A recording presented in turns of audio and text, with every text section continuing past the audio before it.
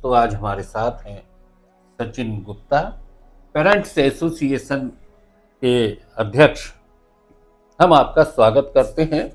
और सबसे बड़ी चीज़ है दोस्तों कि जिस मुद्दे पे हम आज बात करने जा रहे हैं वो पूरे मध्य प्रदेश से जुड़ा है और केवल जबलपुर एक वानगी है जिस पर कि सचिन ने विशेष रूप से ध्यान देके ये साबित कर दिया कि यहाँ प्राइवेट स्कूलों में फीस को लेके जम के लूटपाट हो रही है, अवैध वसूली हो रही है और उस मुद्दे पे कलेक्टर ने अधिनियम के तहत संज्ञान लेते हुए कार्रवाई की है।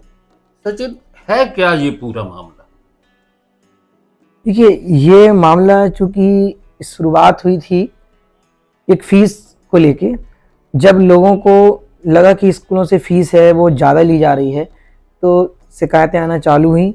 और मौजूदा जो कलेक्टर्स की बात करें हम, तो जब ये मामले आए तो कलेक्टर साहब ने उन मैटर को समझा और देखा कि इस फीस वृद्धि में कहीं ना कहीं कुछ एक बड़ा षड्यंत्र है और ये मामला धीरे धीरे बढ़ा।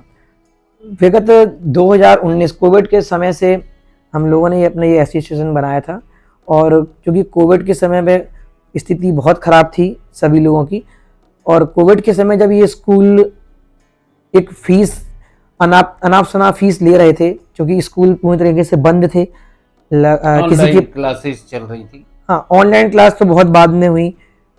उसके बाद में इन्होंने स्कूल में फीस कम नहीं की, लोगों के पास रोजगार नहीं था, कई सारे परिवार कोविड की में चपेट में आए। उस समय से ये मामला चालू हुआ। हम लोगों ने काफ़ी कोशिश की और काफ़ी लड़ाई लड़ी। उस टाइम पे हमारे माननीय जो कलेक्टर थे वो करमवीर जी थे, बहुत मामले उनके पास गए पर कोई सुनवाई नहीं हो रही थी। और जब ये हम लोगों को जानकारी मिली कि अब पेरेंट्स इकट्ठे हो रहे हैं और ये स्कूल का मैटर फिर से हुआ चालू, और माननीय कलेक्टर महोदय ने जब इस विषय में हम लोग से जानकारी हुई, मैं भी कलेक्टर महोदय के पास जब गया तो जानकारी मिली पहली विजिट में कि हाँ ठीक है, इस विषय पे काम किया जा सकता है। और तो वापस हम लोगों में उत्साह आया है कि एक ऐसा कलेक्टर जबलपुर शहर में आया है जो जनहित के लिए सोच पा रहा है। अच्छा, इसमें कोई अधिनियम भी है, जिस अधिनियम की बात करते हैं वो क्या है? जी, ये शिक्षा अधिनियम 2017 है। यह भी एक हमारी एक संघ के जो हमारा एसोसिएशन था, जब ये अधिनियम नहीं था तो ये अधिनियम बनाया था और संघ एसोसिएशन ने ये अधिनियम 2017 से लड़ाई लड़ते लड़ते ये अधिनियम तैयारी की थी और ये अधिनियम बना था। उसके बाद जब अधिनियम की जानकारी जनता में जो नहीं थी और जब जैसी जब कार्रवाई चालू हुई तो अधिनियम की जानकारी हुई। और अधिनियम में ये था कि 2017 के बाद जो भी कोई फीस बढ़ाता है तो उनको शिक्षा समिति होती है, जो जिला शिक्षा समिति होती है, उनसे अप्रूवल लेना होता है। उस अधिनियम के अनुसार 5% से 10% तक का यदि आपके खर्च करने के बाद यदि आपका प्रॉफिट ऑफ मार्जिन इतना नहीं होता है तो आप फीस बढ़ा सकते हैं, और इसके लिए आपको जिला शिक्षा समिति से परमिशन लेना होती है। और भी आगे के स्लैब होते हैं, 15% भी आ जा सकते हो, उसके लिए आपको राज्य शिक्षा समिति से अप्रूवल लेना होते हैं। पर किसी भी स्कूल के पास में ऐसा कोई किसी प्रकार का अप्रूवल नहीं है जिस बेस पे कार्रवाई होना चालू है। अच्छा, पोर्टल पर ये सारी जानकारियां रखना भी जरूरी है? हाँ, बिल्कुल जरूरी है।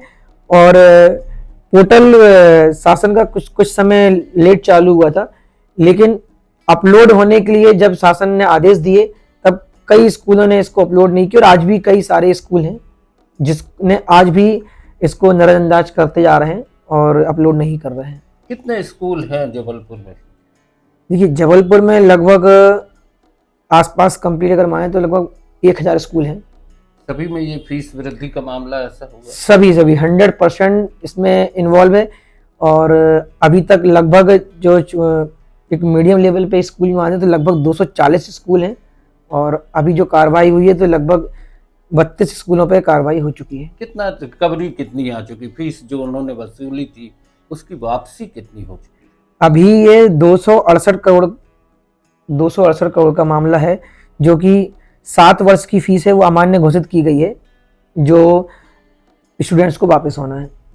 तो अब ये केवल कितने स्कूलों ने दी है? ये सिर्फ अभी 32 स्कूलों पे है। आप अंदाजे लगा सकते हैं कि एक स्कूल इसमें 25 करोड़ का भी है, तो एक कुछ स्कूल 8 करोड़ के भी हैं, 4 करोड़ के भी हैं। तो यदि अपन अंदाजा आप लगा सकते हैं कि यदि जब ये मामला 240 और जब 1000 स्कूलों को कवर करेगा तो ये मामला कितना बड़ा होगा और कितना बड़ा षड्यंत्र है और कितना बड़ा घोटाला, ये देश का शायद सबसे बड़ा घोटाला निकल के आएगा जो शिक्षा पे के नाम पे चल रहा है। यानी फीस वृद्धि घोटाला देश का सबसे बड़ा घोटाला निकलेगा बिल्कुल प्राइवेट स्कूलों का। बिल्कुल बिल्कुल।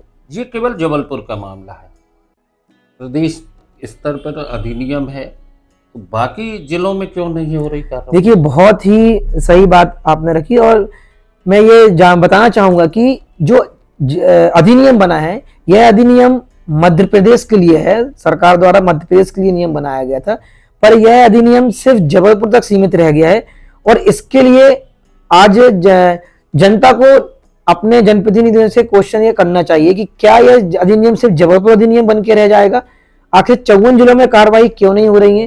क्या सिर्फ कलेक्टर, जबलपुर कलेक्टर महोदय ने इस अधिनियम की जानकारी, क्या उन्होंने सिर्फ इतनी पढ़ाई की है? बाकी शहरों में आखिर क्यों नहीं?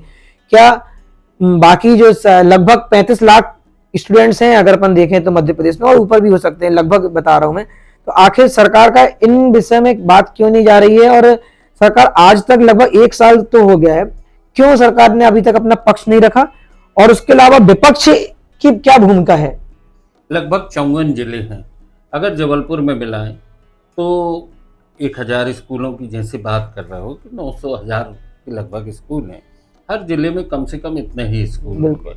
और अगर 1000 करोड़ रुपए की फीस वृद्धि वापस हो रही है पेरेंट्स को, तो हर जिले में अगर होगी तो ये राशि तो बहुत बड़ी राशि। वही बिल्कुल बिल्कुल, तभी मैंने बोला ये हिंदुस्तान का सबसे बड़ा घोटाला सामने आएगा।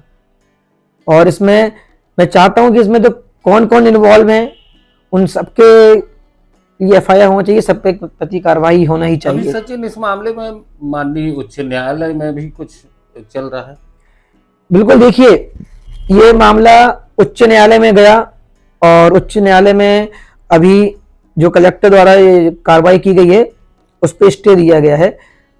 देखिए, इसमें 2 चीजें, पहली बात तो ये है कि यदि हम अधिनियम की बात करें तो अधिनियम में कोर्ट में जाने का प्रावधान नहीं है, राज्य शिक्षा समिति में जाने का प्रावधान है।